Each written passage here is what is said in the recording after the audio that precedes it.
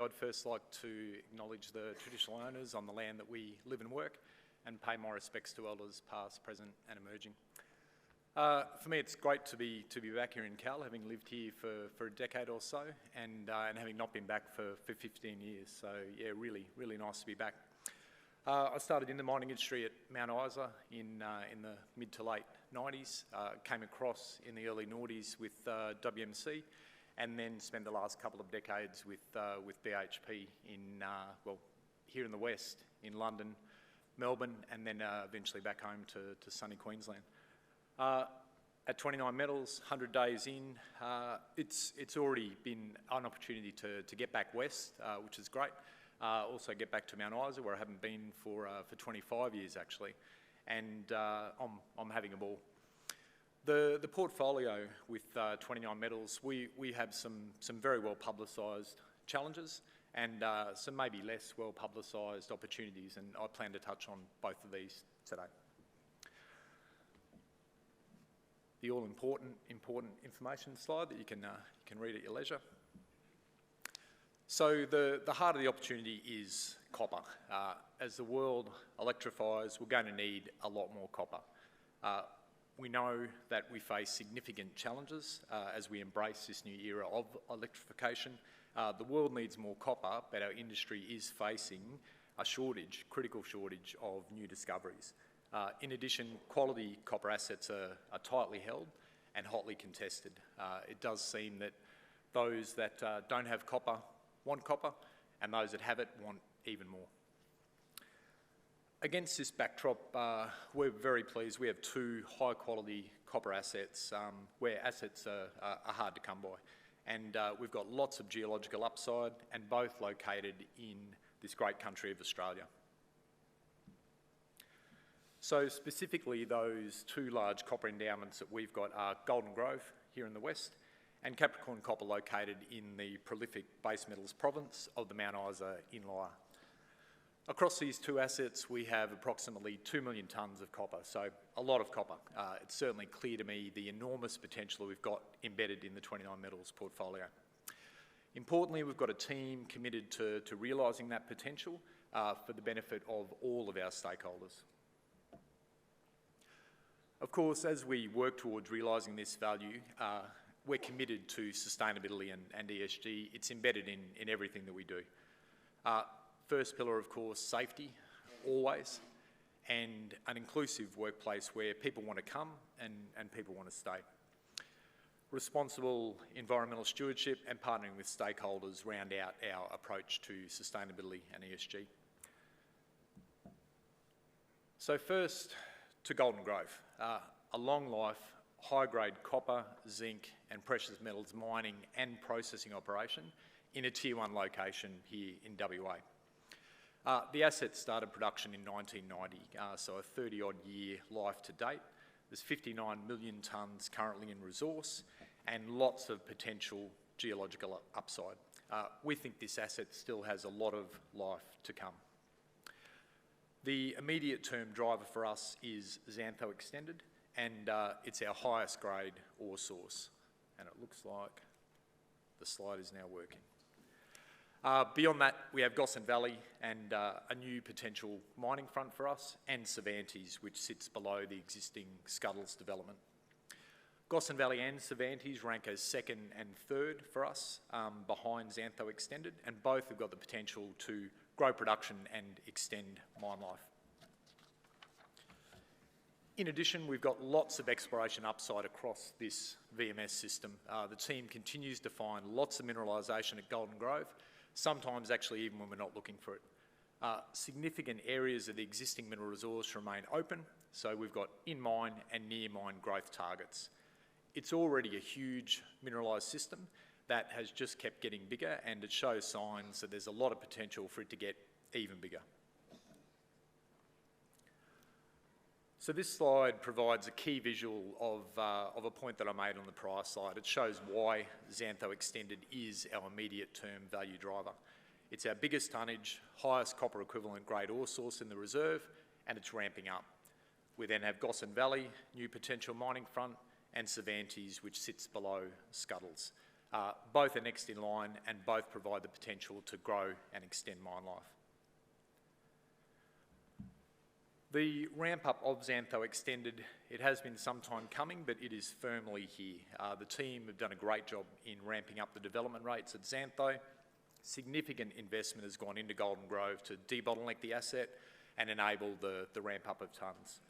Lots of ventilation upgrades, enhanced paste fill capability, process plant upgrades, a raft of efficiency projects such as the underground fuel bay, remote monitoring, and a host of operational enhancements that are enabled by the fibre optic backbone.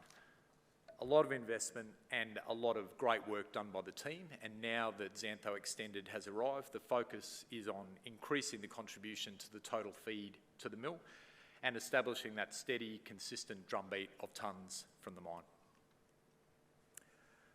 So to Gossan Valley, I mentioned earlier that the Golden Grove started life 30 odd years ago, and this slide talks to part of the reason why we think it's got a long life to come. So our two existing mining fronts at Golden Grove are Scuddles and Gossan Hill. So this was Scuddles in 1992. 31 years later, this is Scuddles, and today still has around 12 million tonnes in the mineral resources. This was Gossan Hill in 1994. 29 years later, this is Gossan Hill, and today still has 37 million tonnes of remaining mineral resources. Gossan Valley is our next logical mining front, and you know, how big could this thing be? We're certainly looking forward to finding out. In the meantime, there are lots of other reasons that we get excited to get into Gossan Valley. Specifically, once developed, it'll provide an additional production front and will enhance the overall ore production and scheduling flexibility. It's relatively shallow, which has obvious benefits, and it has the potential to be even bigger than what we see today. So we are very excited to get into Gossan Valley just to see how big this system could be. Plenty of potential upside at our existing mining fronts of Gossan Hill and Scuddles, and after 3 decades, the geos think they've got a pretty good handle on the system at Golden Grove. We've got target areas for exploration homed in on this model of repeat mineralisation across these interpreted feeder zones. We've got some untested sides to North Xantho Extended and North Cervantes, which we're pretty excited to test at some stage in the future.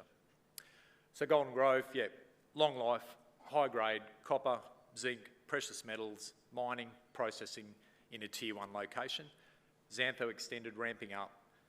Gossan Valley, a potential new mining front, and then lots of other growth opportunities at Cervantes and lots of other in-mine and near-mine growth targets. So lots to be excited about. So we'll move on to Capricorn Copper that some of you will have seen has got lots of excitement too. So during my introduction, I made reference to some well-publicised challenges. In March 2023, Capricorn Copper was subject to an extreme weather event, which, among other things, increased the water levels on site significantly, including within the regulated water storage structures. Despite best efforts from the team to recover production, an extended period of rainfall between January and mid-March 2024 resulted in the steady accumulation of water and led to the decision to suspend operations. There's enormous value in the ground at Capricorn Copper and on the surface in the processing plant. But first, we need to deal with the water. To this end, significant investment's been made to progress Capricorn Copper towards a sustainable water balance footing and set the asset up for the long term. We have a plan to reduce the current elevated water levels on site with most of the enabling investment already made, where it will likely take more than one wet season to reach the meaningful water level reduction required for a restart, and we have approvals progressing to streamline this effort. So there is a lot of water on the surface at Capricorn Copper, you know, not great. But there are a lot of things about Capricorn Copper that are great. So also on the surface, we have a plant. We have other valuable infrastructure that will allow us to support a future sustainable restart. And underground, lots of infrastructure, lots of development. And where does this development lead? Well, it leads directly to 64.8 million tonnes of mineral resources at 1.8% copper within approximately a 1,900 square kilometre tenement position in the prolific Mount Isa Inlier base metals province. So the size of the prize is significant. Our core immediate focus is to deal with the water on the surface so that we can unlock the value below. It's not only the value of the existing mineral resources that are there to be unlocked, but the last two drilling campaigns have shown that there's a lot more to this resource than that which we see today. On the next slide, I'll talk to some of the pleasing drill results that we've seen in the last two campaigns at Capricorn Copper, which focused on the two areas shown here in the green boxes. So on the left, highlights from the drilling at Esperanza South, released in 2023.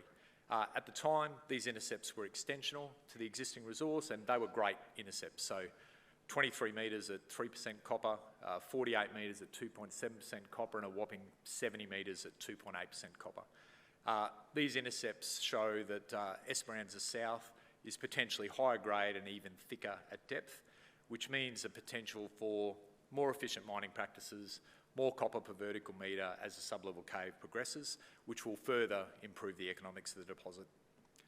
On the right, we have the drilling results released in 2023 and from our most recent drill campaign, which we released last month. Prior to this campaign, drilling at Mammoth had terminated the fault boundary, and so testing east of that fault is limited. The results in 2023 included two holes, initially designed to test along strike of the existing mineral resource estimates at Mammoth. When these holes ended in sulphides at the initial design end of hole, the decision was taken to extend two drill holes through the portal fault for several hundred metres, and yeah, good call. Both drill holes on the eastern side of the portal fault intersected multiple copper mineralised zones, the most significant being 36 metres at 3.9% copper, within a broader zone of 228 metres at 1.2% copper. All in an area that was historically thought to be unmineralised, so more please. This drilling was followed up by the results that we released last month, which intersected broad zones of copper mineralisation and sufficiently confirmed continuity and orientation of this mineralisation east of Mammoth to declare it a new discovery, Woolly. The most significant interval, 7.2 metres at 4.8% copper, within a broader zone of 47 metres at 1.1% copper. So the results at Esperanza South, the results at Mammoth, these are really good copper intercepts. All we need to do as a management team is deal with the water on the surface so that people can start properly valuing the copper in the ground. So at 29Metals, we have a team who are focused on unlocking the value of the assets to empower the future. A future that's going to need a lot more copper in a world where copper assets are getting harder to come by. In my first 100 days in the role, a lot of people have asked me what attracted me to 29Metals. For me, it's pretty obvious. So two large copper endowments, both with lots of geological upside, located in two great mining states in the great country of Australia. We've got great people and a great opportunity. Thank you.